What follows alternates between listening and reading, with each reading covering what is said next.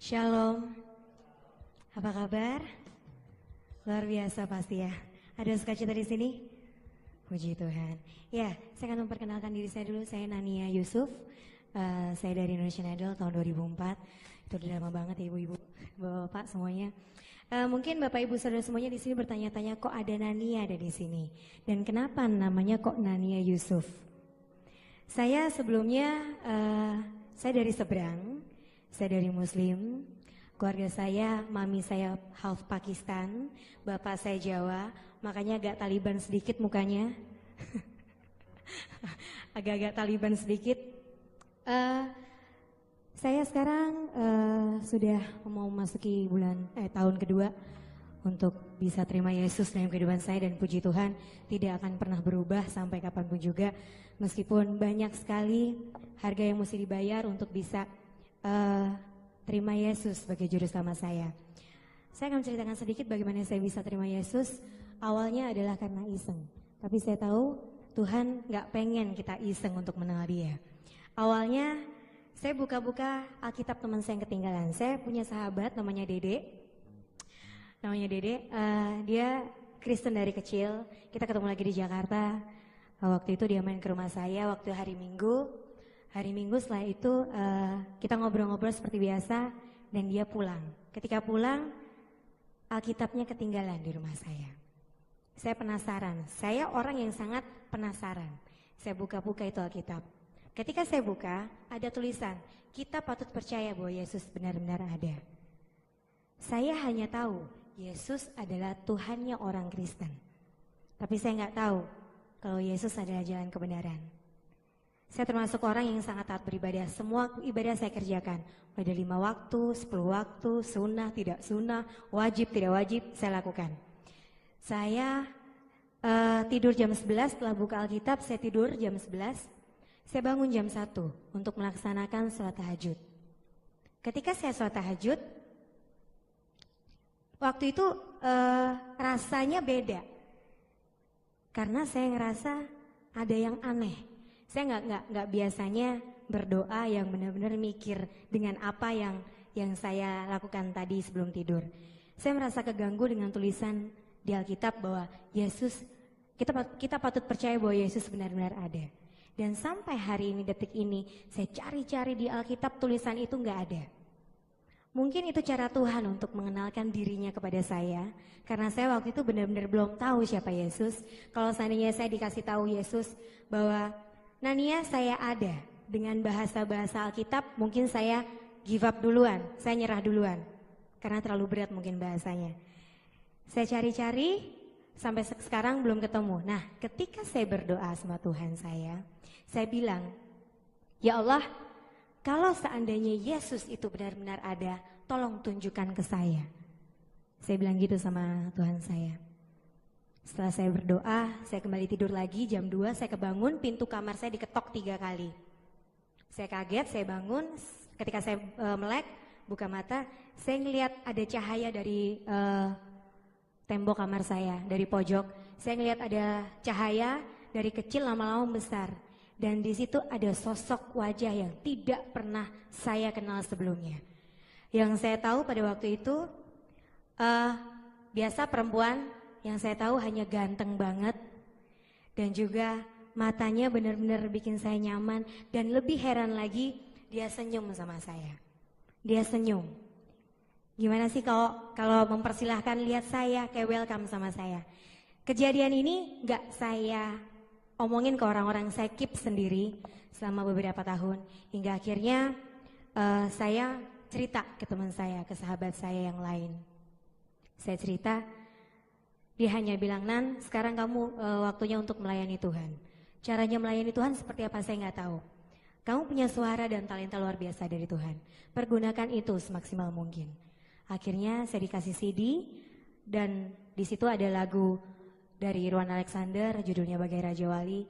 Dan kemana-mana lagu itu saya bawa karena lagu itu benar-benar menguatkan saya hingga sampai sekarang. Nah, ketika setelah saya dengerin lagu itu, ada kejadian juga yang aneh menurut saya. Ketika saya ngafalin lagu itu, badan saya berasa kayak ada yang ngangkat. Saya gak berani buka mata, saudara. Saya takut. Saya berani buka mata ketika saya sudah merasa nyaman di atas tempat tidur. Akhirnya untuk pertama kali saya melayani tiba. Nah, waktu itu ketika saya mau melayani, saya ragu-ragu antara iya dan tidak. Karena pertama saya takut keluarga saya tahu saya nyanyi di gereja. Yang kedua, saya takut ditolak. Yang ketiga, saya takut dianggap murtad.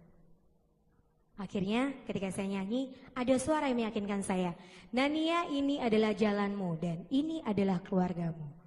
Jujur, saya ragu-ragu.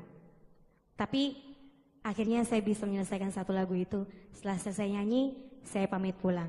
Ketika saya jalan ke pintu keluar, ada anak kecil sekitar umur 5-6 tahun panggil saya, Tante Nania, Tante Nania. Saya berhenti. Dia bilang, Tante, aku mau ngomong sama Tante. Ngomong apa sayang? Tante, tadi aku lihat Tuhan Yesus peluk Tante Nania dari belakang pas Tante Nania tadi nyanyi. Kamu lihat di mana? Pas Tante Nania nyanyi di depan. Saya nggak kuat berdiri, saudara. Kaki saya lemes. Saya benar-benar takut. Bener enggak? Saya tanya ke teman saya, bener atau enggak? Jawaban teman saya, apa yang kamu rasainan? Yang saya rasain, ada yang meyakinkan saya bahwa ini tempat saya, ini keluarga saya. Akhirnya berjalannya dengan waktu, saya mulai melayani. Puji Tuhan, semua berkat melimpah kepada saya. Saya berasa kayak anak bayi yang sekali nangis, mau apa dapat, kerjaan semuanya deal. Tidak ada yang tentatif, semuanya fix. Hingga akhirnya saya memutuskan untuk dibaptis. Setelah saya dibaptis, kehidupan saya berubah total. Saya bukannya senang lagi, saya malah babak belur. Pertama, keluarga saya tahu saya terima Yesus. Kedua, mereka menolak saya hingga sekarang. Yang ketiga, anak saya umur 4 tahun ditahan dan sudah 2 tahun ini gak ketemu sama saya. Saya marah sama Tuhan, saya pahit sama Tuhan. Selama 1,5 bulan saya hanya bisa nangis dan ngumpat Tuhan. Gara-gara gue pilih lo, gue kehilangan keluarga inti gue. Kasarnya begitu. Hingga akhirnya ada suara lagi, Nania, kamu diam dan saatnya saya bicara. Saya berserah, saudara. Berserah, bukan terserah. Saya berserah sama Tuhan. Ya kalau memang seandainya sudah seperti ini, ya sudahlah. Saya ngikutin aja apa yang dimauin sama Tuhan. Apa yang dimau, apa yang diingin Tuhan, saya ikutin. Lebih parah lagi, ketika saya dengar mami saya mau dicerain sama bapak saya lebih hancur lagi. Cuman kata kuncinya adalah kita harus berserah dan percaya sama Tuhan. Hingga akhirnya berjalannya dengan waktu, dari sudah setahun ini, bapak saya yang paling keras. Karena bapak saya, baju-baju saya, lukisan saya di rumah dibakar semuanya. Hingga anak saya nanya, Eyang kenapa bajunya mami dibakar? Kamu gak punya mami udah mati. Coba gimana perasaan seorang ibu dibilang, kita masih hidup tapi dibilang mati. Saya pahit sama Tuhan. Hingga saya berserah dan Tuhan buka jalan.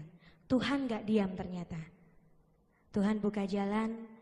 Pada bulan 2-3 bulan yang lalu, bapak saya untuk pertama kali SMS saya. SMS-nya sangat sederhana banget, tapi buat saya itu sungguh luar biasa. Tulisannya adalah, Nia, bapak kangen. Bayangin, udah bertahun-tahun nggak pernah telepon, nggak pernah SMS. Begitu SMS ngomong, Nia, bapak kangen. Dan lebih parah lagi, bapak saya dulu ngumpat saya kafir, murtad. Dan kalau seandainya berani datang ke rumah saya bakal bunuh kamu. Tapi saya gak tinggal diam, saudara. Saya semuanya serahin sama Tuhan. Kuncinya adalah berserah dan percaya. Dan puji Tuhan sampai sekarang bapak saya masih bisa terima saya. Sudah bisa terima saya, tinggal mami saya yang masih keras. Tapi suatu saat saya percaya keluarga saya akan dimenangkan sama Tuhan. Dan anak saya saking jengkelnya mami saya ke saya, anak saya dimasukin ke sekolah Islam. Tapi gak apa-apa, meskipun Islam atau apalah itu, yang pasti dan yang paling penting, dia harus percaya bahwa Yesus adalah jalan kebenaran. Saya percaya itu, dan suatu saat nanti saya minta dengan segala kerendahan saya, minta doanya untuk keluarga saya juga di tempat ini, dengan keluarga baru saya di sini, minta doanya untuk keluarga saya agar dimenangkan atas nama Tuhan Yesus. Terima kasih, itu sedikit kesaksian hidup saya. Dan saya akan bawakan satu pujian yang saya bilang lagu ini sangat membantu saya untuk pulih, benar-benar pulih, dan banyak sebenarnya godaan. Nania balik aja ke masa lalu. Cuman ketika setiap kali saya dengerin lagu ini kayak berasa ada yang manggil, Nan, tempat kamu di sini dan tempat kamu jauh di depan sana lebih mulia. Bagai Raja Wali.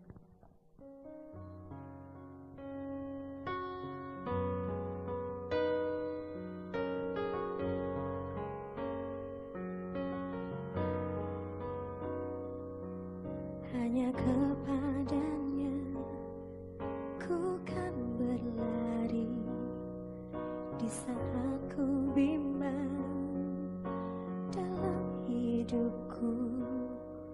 Yang aku percaya dalam hadiratnya ada kekuatan yang baru. Walau ku melangkah dalam tekanan badai pencobaan dapat menghadang, yang aku percaya dalam hadiratnya ada kekuatan yang baru. Ku kan terbang tinggi bagai Raja Wali di atas segala persoalan hidupku, dan aku percaya saat ku bersama Dia, tiada yang mustahil bagi Dia.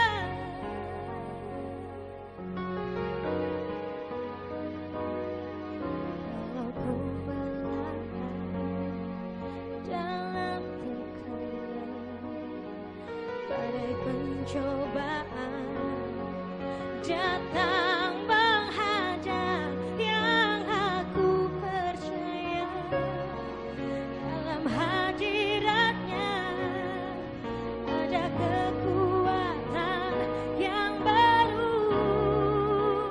Ku kan terbang tinggi bagai Raja Wali di atas segala persoalan hidupku, dan aku percaya saat ku bersama Dia, tiada yang mustahil bagi Dia. Ku kan terbang tinggi bagai Raja Wali di atas segala persoalan hidupku, dan aku percaya saat ku bersama Dia, tiada yang mustahil bagi Dia. Oh, tiada yang mustahil bagi Dia. Oh, tiada yang mustahil bagi Dia.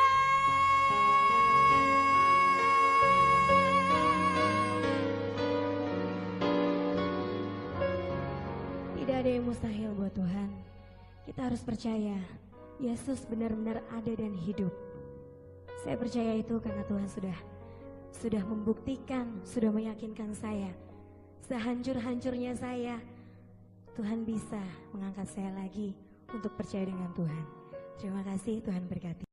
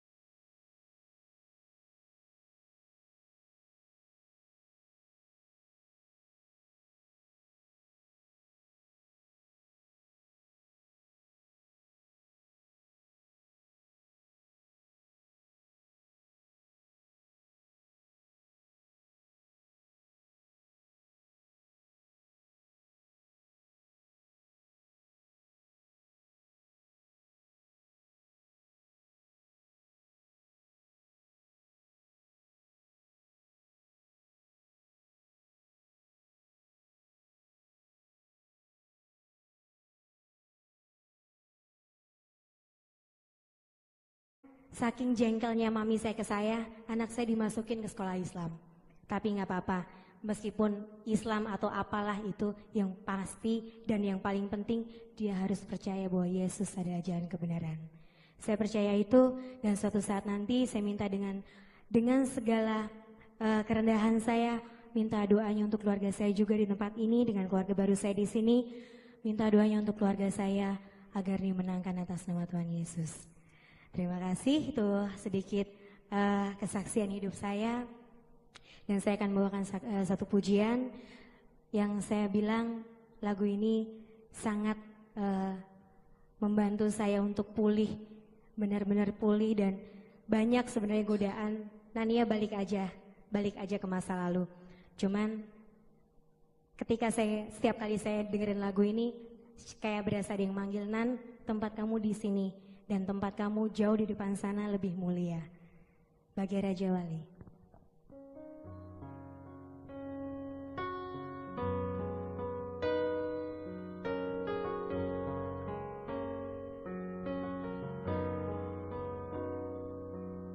Hanya kepadanya ku kan berlari di saat ku bimbang dalam hidupku, yang aku percaya dalam hadiratnya ada kekuatan yang baru. Walau ku melangkah dalam tekanan, badai pencobaan dapat menghadang, yang aku percaya dalam hadiratnya ada kekuatan yang baru. Ku kan terbang tinggi bagai Raja Wali di atas segala persoalan hidupku, dan aku percaya saat ku bersama Dia, tiada yang mustahil bagi Dia.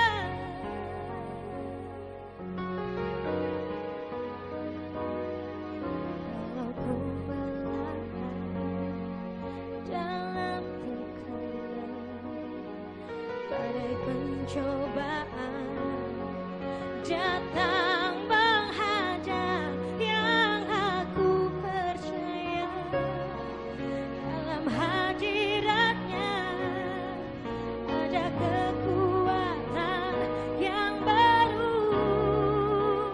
Ku kan terbang tinggi bagai Raja Wali di atas segala persoalan hidupku, dan aku percaya saat ku bersama Dia, tiada yang mustahil bagi Dia. Ku kan terbang tinggi bagai Raja Wali di atas segala persoalan hidupku, dan aku percaya saat ku bersama Dia, tiada yang mustahil bagi Dia. Oh, tiada yang mustahil bagi Dia. Oh, tiada yang mustahil bagi Dia.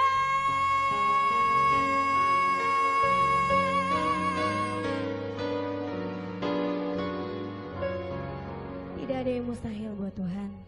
Kita harus percaya Yesus benar-benar ada dan hidup.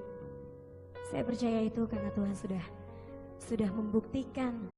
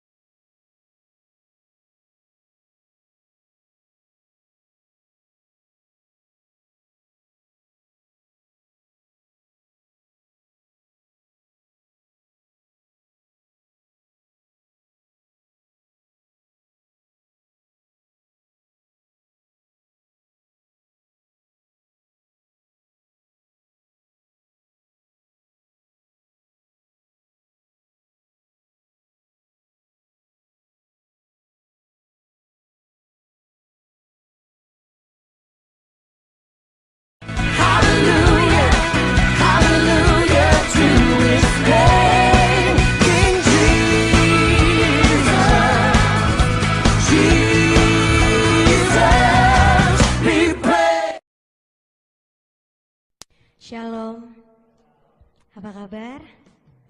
Luar biasa pasti ya. Ada sukacita di sini? Puji Tuhan. Ya, saya akan memperkenalkan diri saya dulu. Saya Nania Yusuf.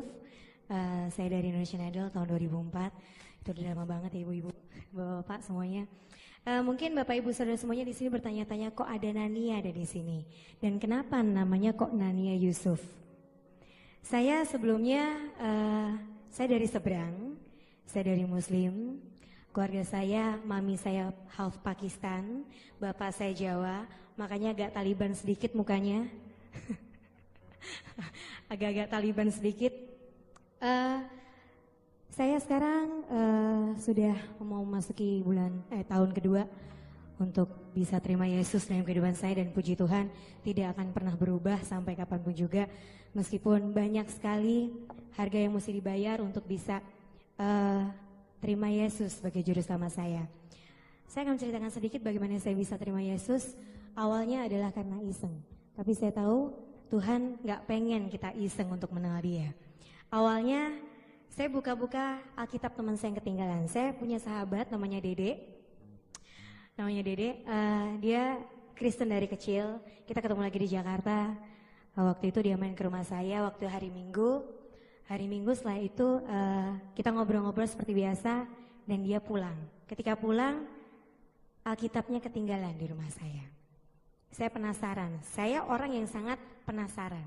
Saya buka-buka itu Alkitab. Ketika saya buka ada tulisan, kita patut percaya bahwa Yesus benar-benar ada. Saya hanya tahu Yesus adalah Tuhannya orang Kristen. Tapi saya nggak tahu kalau Yesus adalah jalan kebenaran. Saya termasuk orang yang sangat taat beribadah. Semua ibadah saya kerjakan. Ada 5 waktu, 10 waktu, sunnah, tidak sunnah, wajib, tidak wajib, saya lakukan. Saya tidur jam 11, setelah buka Alkitab saya tidur jam 11. Saya bangun jam 1 untuk melaksanakan sholat tahajud. Ketika saya sholat tahajud,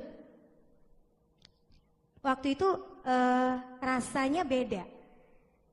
Karena saya ngerasa ada yang aneh. Saya nggak biasanya berdoa yang benar-benar mikir dengan apa yang saya lakukan tadi sebelum tidur. Saya merasa keganggu dengan tulisan di Alkitab bahwa Yesus, kita patut percaya bahwa Yesus benar-benar ada. Dan sampai hari ini, detik ini, saya cari-cari di Alkitab tulisan itu nggak ada. Mungkin itu cara Tuhan untuk mengenalkan dirinya kepada saya. Karena saya waktu itu benar-benar belum tahu siapa Yesus. Kalau seandainya saya dikasih tahu Yesus bahwa Nania saya ada dengan bahasa-bahasa Alkitab, mungkin saya give up duluan, saya nyerah duluan. Karena terlalu berat mungkin bahasanya. Saya cari-cari sampai sekarang belum ketemu. Nah, ketika saya berdoa sama Tuhan saya bilang, ya Allah, kalau seandainya Yesus itu benar-benar ada, tolong tunjukkan ke saya. Saya bilang gitu sama Tuhan saya.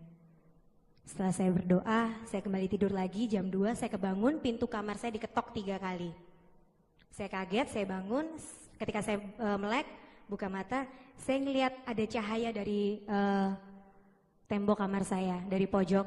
Saya ngelihat ada cahaya dari kecil lama-lama besar. Dan di situ ada sosok wajah yang tidak pernah saya kenal sebelumnya.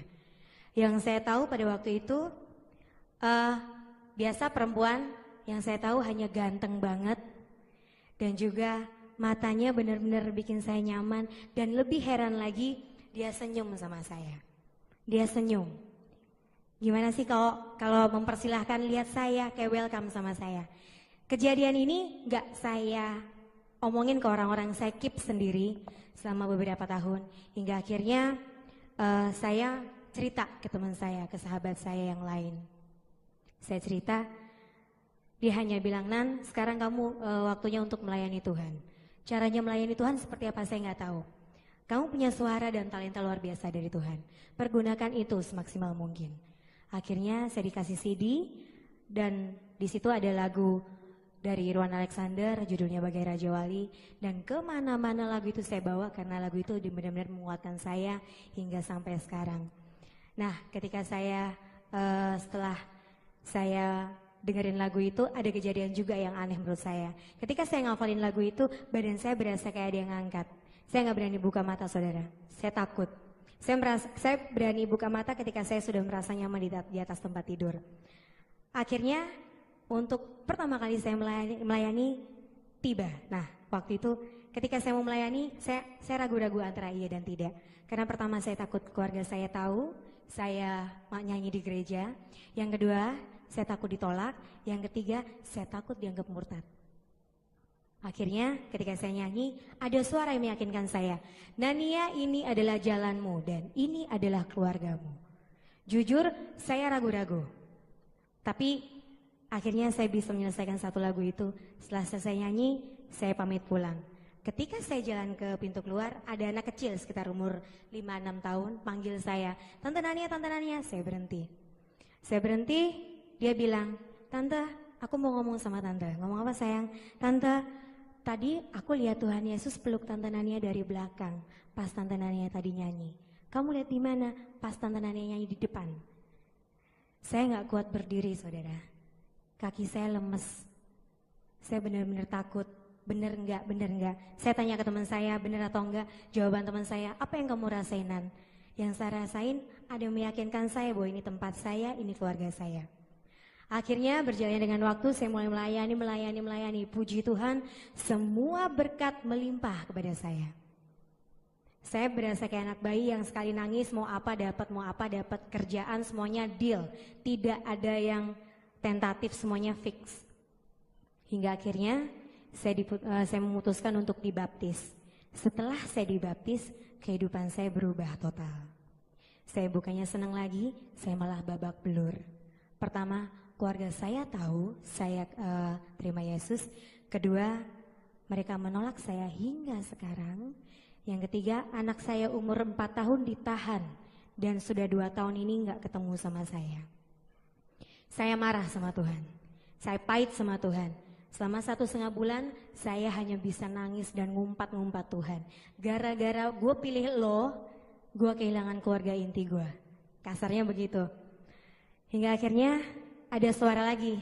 Nania, kamu diam dan saatnya saya bicara. Saya berserah, saudara.